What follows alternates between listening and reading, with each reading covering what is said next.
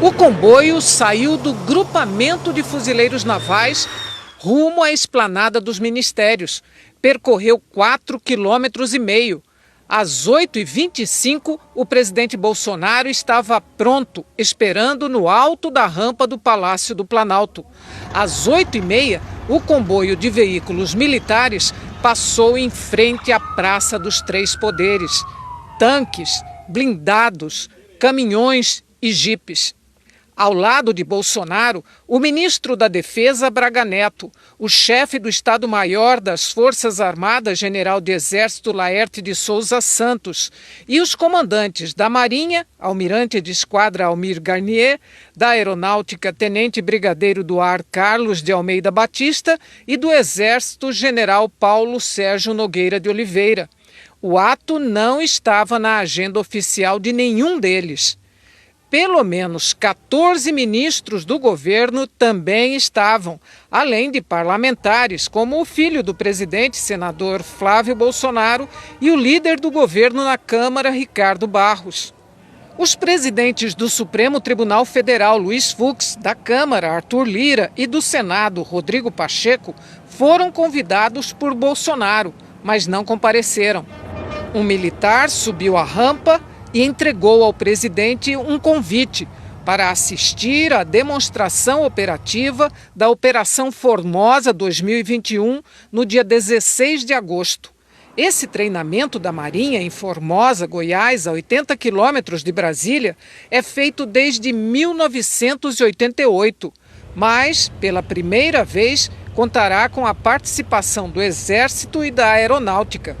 Bolsonaro permaneceu na rampa por 5 minutos até a entrega do convite e mais 7 minutos até o fim da passagem do comboio. Em frente ao Planalto, alguns apoiadores de Jair Bolsonaro pediam intervenção militar numa afronta à Constituição brasileira. A entrega do convite ao presidente, escoltada por tanques e blindados, é inédita e causou reações de parlamentares, que viram o desfile militar marcado para o mesmo dia da votação da proposta do voto impresso como provocação e tentativa de intimidar o Congresso. O assunto é de extremo interesse do presidente Bolsonaro. Na semana passada, o projeto foi derrotado numa comissão especial. Logo depois do desfile, deputados de oposição se postaram dentro do Congresso com cartazes em defesa da democracia. Qual que é o papel das Forças Armadas? É defender o Estado brasileiro e o povo brasileiro. Qual que é o papel de um presidente da República? É apresentar soluções para a dor que está chegando nas famílias brasileiras. Na CPI da Covid, o início da sessão foi marcado por críticas ao ato. O presidente cria uma encenação, uma coreografia, para mostrar que tem o controle das Forças Armadas e pode fazer o que quiser com o país. É um absurdo inaceitável. Não é um teatro sem consequências, mas um ataque frontal à democracia que precisa ser repudiado. O papel das Forças Armadas é defender a democracia e não ameaçá-la. Não haverá voto impresso. Não haverá nenhum tipo de golpe contra a nossa democracia. As instituições, Congresso à frente, não deixarão que isso aconteça. A democracia tem instrumentos para defender a própria democracia contra roubos golpistas. É verdade que essa operação acontece há muitos anos, mas nenhuma vez nós tivemos a passagem de tanques e lança-foguetes pela frente do Congresso Nacional, pela frente do Supremo Tribunal Federal, especialmente em momentos relevantes como esse, em que há um debate político, um debate parlamentar. Ninguém tem o direito de ganhar no grito. Ninguém tem o direito de intimidar o parlamento brasileiro por conta de uma posição política. Um espetáculo dantesco com a utilização indevida, inconstitucional e oportunista das Forças Armadas. A democracia, senhor presidente, é inegociável. Ainda ontem, o PSOL e a Rede Sustentabilidade pediram ao Supremo que suspendesse o desfile. O ministro Dias Toffoli entendeu que a análise não cabia ao Supremo e remeteu a ação para o STJ, que considerou o instrumento da ação inadequado.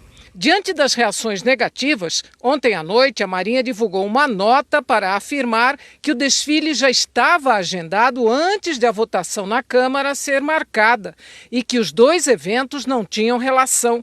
Mas até ontem, o evento não era de conhecimento público.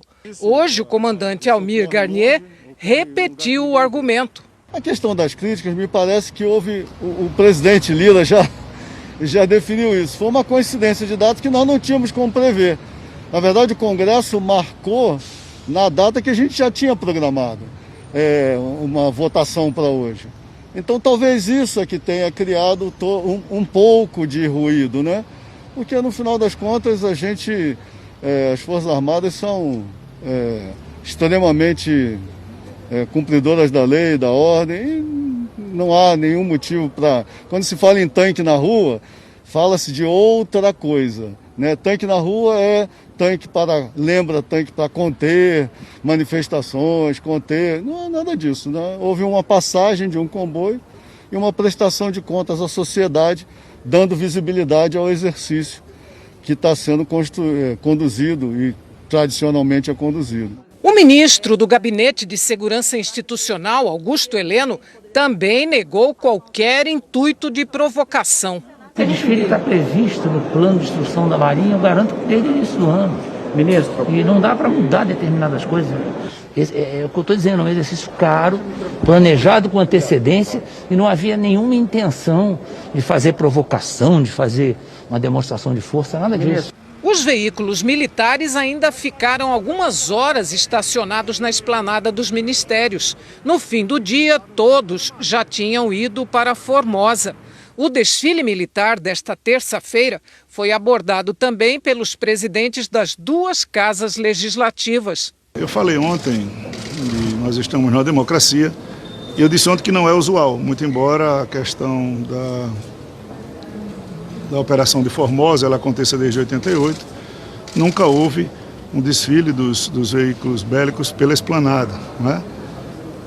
Não vi maiores repercussões do que isso, não aconteceu nada além do mais, eu não tive presente na cerimônia, eu estava a manhã toda em reunião com os líderes, só que não é usual. Essa manifestação de hoje, o desfile de tanques das Forças Armadas em Brasília, em que muitos senadores apontaram como algo que seria indevido, inoportuno, um tanto aleatório, devo dizer para aqueles que assim interpretaram que está reafirmado o nosso compromisso com a democracia e absolutamente nada e ninguém haverá de intimidar as prerrogativas do parlamento. Não que eu interprete isso como algo que seja consistente de intimidação ao parlamento. Tampouco acredito na maturidade institucional que temos que haja algum risco nesse sentido.